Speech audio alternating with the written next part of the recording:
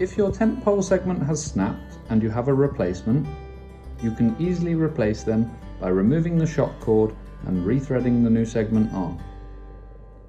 Here you can see we are using a pair of scissors to cut the shock cord tie, allowing the segments to unthread through the pole.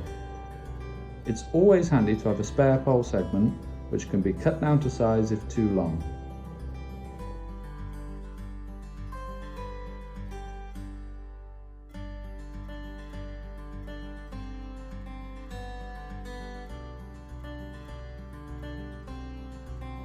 Once the segments are all loose, rethread the pole segments, including the replacement, and then retie the shock cord to complete.